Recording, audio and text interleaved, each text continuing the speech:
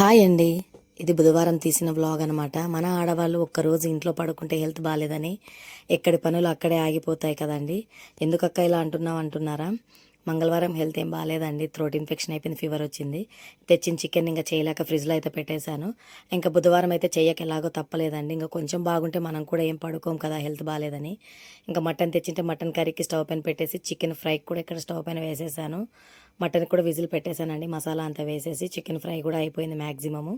Chicken fry చేసేటప్పుడు ఇలా పచ్చిమిర్చి కరివేపాకు వేసి ఫ్రై చేసుకుని ఫ్లేవర్ చాలా బాగుంటుంది.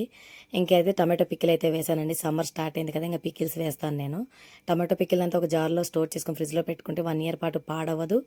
అలాగే ఇదే కలర్తో ఇదే టేస్ట్తోనే ఉంటుంది. ఎలాగోలా తిప్పలు పడి వంట అయితే కంప్లీట్ చేశాను. White rice, mutton curry, chicken fry చేశాను ఇవాళ లంచ్లోకి.